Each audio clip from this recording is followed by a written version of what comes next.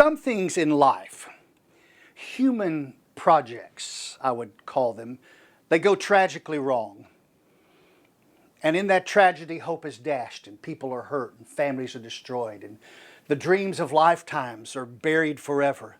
The brightest futures become dark holes filled with dirt. And what makes all this so sad is that the whole incident can usually be traced back to the decision of one man who started it all. The sin of one person who is out of the will of God can affect all the lives around him or her. It does not matter where the person resides in the chain of influence. All people matter to the Lord, and therefore the one who breaks the law of the Lord can stop His blessing and stop the blessing of the group. You might say the Lord would allow a whole group of people to be harmed because of the sin of one person. And that is true in most cases. But when the Lord has given a law and repeatedly stated that the consequences of anyone in that group breaking the Lord's law will affect the whole body of that group, then the Lord will allow the harm to come to that whole body. The nation of Israel had such warnings that were placed on them. Those warnings came in the time when they were with Moses in the wilderness. We studied about those in Leviticus, and we also studied about those in Deuteronomy. They are warnings concerning thoughts and deeds yet to be born. But when they are born, the penalty will be brought to bear on the nation. The church has such warnings too. How can the group recover whenever someone has sinned in the camp? The only way to do it is by rooting out the sin and making amends as the Lord requires. And such was the case of the sin of a man called Achan that we studied in the last passages when we were together before. Once he was handled according to the will of the Lord, the group was back in the graces of the Lord. Then and only then can the project move on with success. They were, as you remember in last week's lesson, they were stopped in their tracks. Well, the tragic campaign on Ai was inflicted on the whole nation because of Achan's sin there at Ai. Not at Ai, as his sin was at Jericho, but the penalty was shown to them at Ai whenever they tried to take Ai, and they couldn't because of what Achan had done back in Jericho and buried treasure in his tent. What Joshua failed to notice was that he had not sought the counsel of the Lord in planning and executing that battle of Ai. Had Joshua done that, Joshua would have known from the Lord he could not proceed. Joshua had not noticed that the Lord was not involved with the battle because of the sin that occurred back there in Jericho. And once the tragic battle was over and Ai had defeated Israel and they had lost more than 36 men, Joshua sought the Lord and was informed of the sin and how to make amends. And once the amends was done, Joshua could then place his sights back on Ai for the third campaign there in the Promised Land, as we are going to call it the conquest of Ai. Consider now Joshua's plan from the Lord. We started chapter 8, verse 1. Now the Lord said to Joshua, "Do not fear or be dismayed. Take all the people of war with you and arise. Go up to Ai. See, I have given into your hand the king of Ai, his people, his city, and his land. You shall do to Ai and its king just as you did to Jericho and its king. And you shall take only its spoil and its cattle as plunder for yourselves. Set an ambush for the city behind it." Well, in the Lord's words, we hear the promise of victory because the Lord has declared it to be so. Notice also, we hear the Lord's interjection as how to assure the victory. It is not a suggestion, it is a command. He says, set an ambush for the city behind it. An ambush was a new strategy for armies of that day. An ambush meant that the troops would be concealed to surprise the enemy at some predetermined point in the battle. In that day, troops would march proudly up in clear sight in battle array and attack the city. and it was still part of that plan. He's going to use that. He's going to do that too. But the ambush was to be set behind the city also. Ai saw the troops coming in the front of the city, but they did not see the troops that had hidden behind the city and waiting to ambush them. So Joshua's plan for the battle of Ai included the division of the troops. The ones to go by night would hide behind the city, ready for the ambush. Verse 3. So Joshua rose with all the people of war to go up to Ai, and Joshua chose 30,000 men, valiant warriors, and sent them out at night. He commanded them, saying, "See, you are going to ambush the city from behind it. Do not go very far from the city, but all of you be ready." All right. So the ones then that will go out by the day will be the ones that march straight forward to the gate of the city as a custom for the battles of that day. We find that in verse number 5-8. So Joshua is laying out the plans here. Then I and all the people who are with me will approach the city. So with the initial plan set, Joshua explains the plan of the troops. The men with Joshua will go out and will come right in front where they can be seen by everybody. And then Joshua is going to explain the ambush to us. The night troops. See, the night troops are sent early in the night, and they will advance. Verse 7, here we have that. And you shall rise from your ambush and take possession of the city, for the Lord your God will deliver it into your hand. So while Joshua and the day troops come out as the army in front of Ai, Ai will see them there, and they'll see the troops turn and run, and the men and everybody from Ai will go out and chase them. Then the night troops who will see them running at Joshua's command will come in from behind the city and take the city.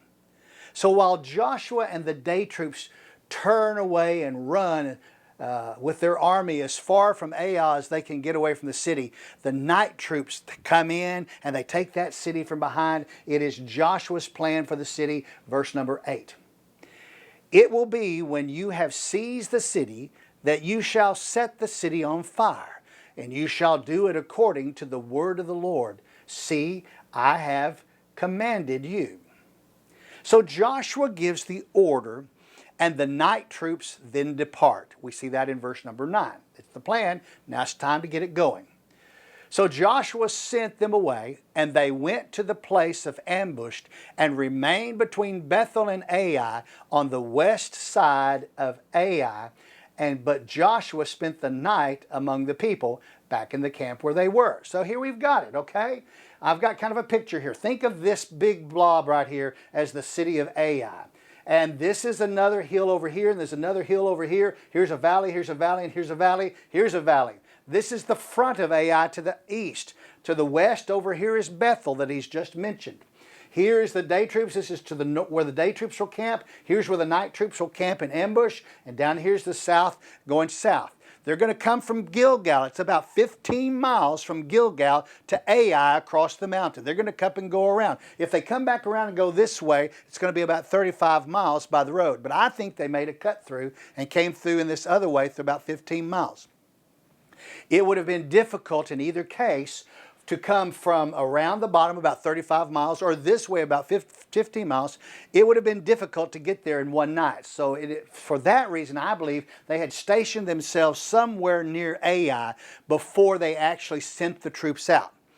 Now, the writer has suspended with all the indications of time where we are. We are not going to catch a timing on where we are in the story of Joshua until we get to the end, whenever they're sending the three tribes, the two tribes and the half tribe of Manasseh, the tribe of Reuben, tribe of Gad, half tribe of Manasseh, back home to be with their people. We're not going to, across on the other side of the Jordan, we're not going to get a timing. So we don't know where we are. We're probably in the first year, but we're not quite sure of this. So in this passage, we're not told where Joshua gives this instruction that I just read to you. Surely the men of war were together near Ai all at that one time, and then the night troops were to set in ambush and to come out and get in their place on this side of this valley. They come over here and they get in place. And the city of Ai was directly east of Bethel. Coming this way. Here's the city of Ai. Here's the city of Bethel. Therefore, the night troops were positioned on the west side of Ai right here, and the day troops were going to be positioned in the camp where Joshua revealed in the plan. So on the following day, after the night troops are there, Joshua and the day troops depart from wherever they are, and there is clear indication that they were camped somewhere in the vicinity. And when Joshua gave this plan, they're somewhere close, and they're going to come up and march into the front of the gate and then move to the north and camp on the north side of Ai, verse number 10. Now Joshua rose early in the morning and mustered the people, and he went up with the elders of Israel before the people to Ai. Then all the people of war who were with him went up and drew near and arrived in front of the city and camped on the north side of Ai. So they arrived in the front of the city. Front always means to the east in the Hebrew, by the way. They arrived here, but then they camped on the north side of the city, just like the plan. The front gate of the city of Ai was on the east side. The night troops camped behind on the city on the west side. They're over here on the west side. And the front of the city was on the east side. However, after showing his troops at that front gate, here's the front gate here, shows his troop, Joshua and his men go over here to the north side, and they camp on that north side of the city wall, and they spend the night. The writer gives a little more detail of the plan with the division of the troops in 11b. Now there was a valley between him and Ai, and he took about 5,000 men and set them in ambush between Bethel and Ai on the west side of the city. So they stationed the people, all the army that was on the north side of the city, and its rear guard was on the west side of the city. So what do we have here? Joshua has selected 30,000 troops. They're over here camped somewhere. They come around, they get in place, and the night troops, about 5,000, are sent to be over here. Do not need as many. That leaves 25,000 left that are going to be here camped as the day troops. Now those 25,000 are there ready, and they're seen in plain sight. But the night troops are hidden from view. Joshua then stations himself right in the valley, another valley that comes in here, between the night troops and the day troops, and that happens in this next passage. It was Joshua's plan to wait overnight. And in this next verse, we find where Joshua waited. And Joshua spent the night in the midst of the valley. So there it is. Joshua did not spend the night with the night troops.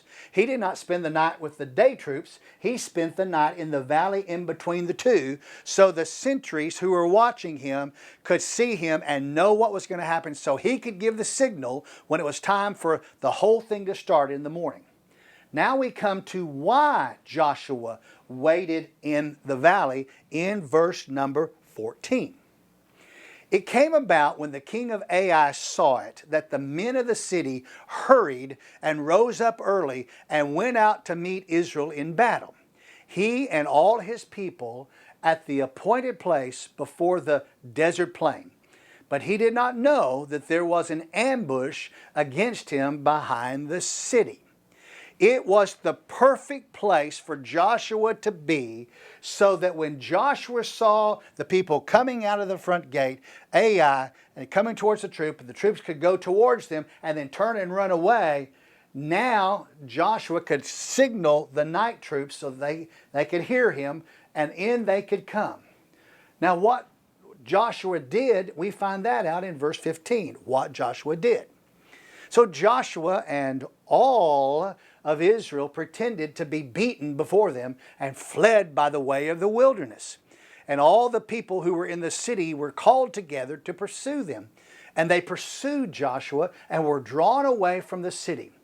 So not a man was left in Ai or Bethel who had not gone out after Israel. And they left the city unguarded and pursued Israel. Oh, now we have the men of Bethel involved. Evidently, sometime in here, when Ai had a problem, they reached out to their sister city, Bethel, and the warriors there came and met them here to come fight Israel.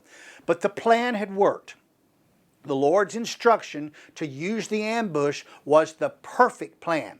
The townsmen of Ai and of Bethel emptied out of the city and left it totally unprotected. And with the town of Ai unprotected, it was time for Joshua's plan to engage. The ambush would begin with the sign of the outstretched hand. How could there be an outstretched hand? They had to be able to see it when Joshua would use it. Outstretched hand, by the way, he is going to have a javelin that he's going to hold and show it too. Verse 18. Then the Lord said to Joshua, "Stretch out the javelin that is in your hand toward Ai, for I will give it into your hand." So Joshua stretched out the javelin that was in his hand toward the city. The men in the ambush rose quickly from their place, and when he had stretched out his hand, they ran and entered the city and captured it, and they quickly set the city on fire. Joshua carried a javelin. Now I want you to think about this as a small spear. It had a dart on the end attached to either a stick or a throwing stick. And what do I mean by a throwing stick? Let me use the stick here. This is actually one of my cubic things. The spear, a throwing stick was a thing with sling that they would use it, and they'd sling the arrow out with a sling instead of trying to push it out with their hands. That's what a throwing stick is. They would use it to sling it out. Well, the javelin stretched, Joshua used that javelin, and he stretched it out towards Ai. That was the sign, and the ambush worked. Well, with the ambush by Israel of Ai, the sign of the smoke-filled city left the hearts of the inhabitants and the warriors hopeless. And we find that in verse number 20. When the men of Ai turned back and looked, behold, the smoke of the city ascended to the sky, and they had no place to flee this way or that. For the people who had been fleeing to the wilderness turned against the pursuers. They were caught. Whenever they turned and saw their city of Ai burning in smoke, they were hopeless. And the men of Israel who they were pursuing, the men of Israel turned right back on them, and here comes the fate of these men who were caught in the crosshairs between the burning city and the nation of Israel, verse number 21. And when Joshua and all Israel saw that the men in ambush had captured the city and that the smoke of the city ascended, they turned back and slew the men of Ai. The others came out from the city to encounter them, so that they were trapped in the midst of Israel, some on this side and some on that side, and they slew them until no one was left of those who survived or escaped. As directed by the Lord, all the men of Ai were slain, and that included the men of Bethel who had joined them. Now back in the city of Ai, the writer speaks of the caught king in verse number 22. But they took alive the king of Ai and brought him to Joshua. Now, it was very normal for the king of a city or a nation to be captured alive and brought to the ruler on the other side in the battle. Joshua was the other ruler.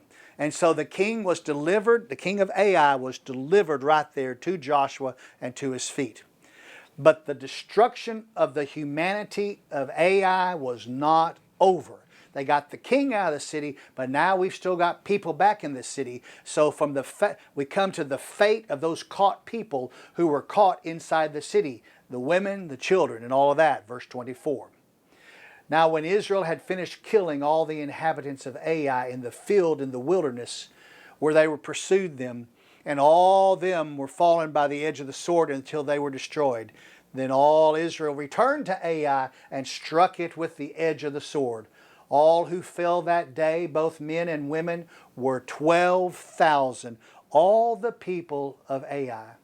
For Joshua did not withdraw his hand with which he stretched out the javelin until he had utterly destroyed all the inhabitants of Ai. Just as Moses had held that stick, that staff of his up until Joshua had completed killing the Amalekites and running them off back at Rephidim, that place where the water came from the rock, Amalek, when he won against Amalek, so too Joshua had learned. He held that javelin out and he kept it out in front of him until the battle of Ai was won.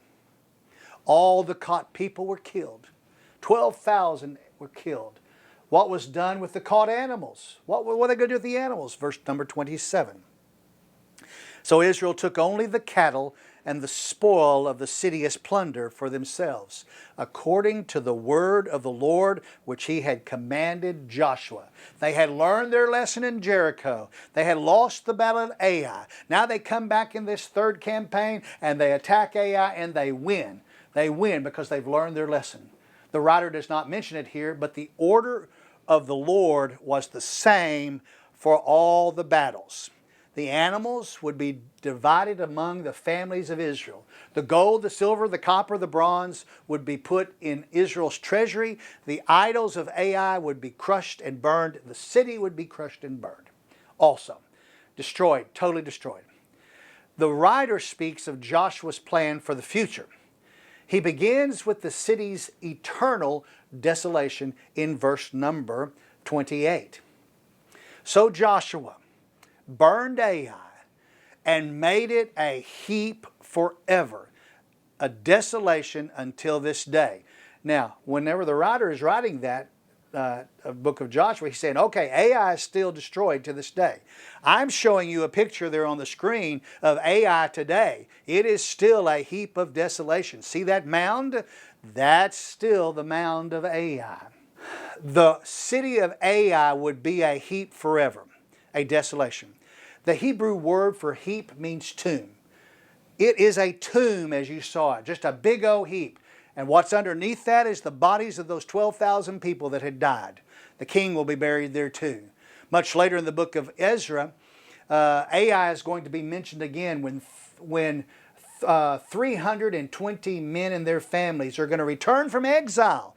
They were exiled out of this Bethel Ai area and they're going to return back to the promised land when Cyrus the Great allows them to return. They were exiled in 722 BC. They will return in 839 BC. So therefore, Ai must have been rebuilt at some time, but it was never rebuilt on the ruins. It was built back over to a different area. Now we must not forget the king of Ai, who had been delivered to Joshua and was at his feet. Joshua made sure the king of the king's eternal desolation also, verse number 29. He hanged the king of Ai on a tree until evening, and at sunset Joshua gave command, and they took his body down from the tree and threw it at the entrance of the city gate and raised over it a great heap of stones that stands to this day. The writer does not tell us that the king was killed before the body was hung on a tree, but that was surely the case, and here's the reason why. In Joshua 8:2, the Lord says this, "You shall do to Ai and its king just as you did to Jericho and its king." Well, we chase that down a little bit. We have to find out, what did they do to the king of Jericho? Well, we're going to learn what happened, even though Jericho has already been destroyed. And in Joshua 10:28, that's a couple of chapters down, the writer tells us this. Now Joshua, this is a different king, but it's going to take us back to what happened to the king of Jericho. Now Joshua captured Makkedah on that day and struck it and its king with the edge of the sword. He utterly destroyed it and every person who was in it. He left no survivors. Therefore he did to the king of Makkedah just as he had done to the king of Jericho. He had struck him with the sword before he hung the body on the tree as an exhibition, just like he did it in Ai, he did it in Jericho, he's going to do it in Makkedah. just so like they did it. That's how Joshua's going to do it. That's the formula for all the kings. Well, with that we have to understand Joshua has won a tremendous victory here. It has worked, but it only worked for one reason. It worked because the Lord had designed it for Joshua and said, Joshua, here's what you need to do. Joshua, do it this way. Joshua, go set an ambush. Joshua takes 5,000 men and puts them there for the night. Joshua, go to the front of the gate, show yourself, then camp on the north side and wait till the next day. Joshua, wait out in the valley. Be there so that you can show them the sign with the javelin when you hold it out. Joshua, wait there. Joshua, wait, and whenever the morning comes, take the men, bring them to the front gate as they're coming in. Act like you're going to run away. Act like you're going to run in fear. All the men of Ai, that also includes men from Bethel who have come to help, they'll run out after you. And when they do that, I'll send the signal. And when I send the signal, the night troops will come in. The signal was the javelin that he would put up, and he'd hold it up. They came in and they burned the entire city. And the people, the warriors of Ai turn and they look backwards. And as they look backwards, they're without hope. The nation of Israel turns on them, destroys them, goes into the city, destroys everybody, tears the whole thing down, kills the king with the sword, of Ai with the sword, hangs him on the tree until evening. And at the end of evening, they take him down and they put him at the gate and they build a huge hunk of stones over the city and they leave it in ruins to this day. Wow. It's a great thing. It's a great thing, even in battles, when, and only when, the Lord is helping you.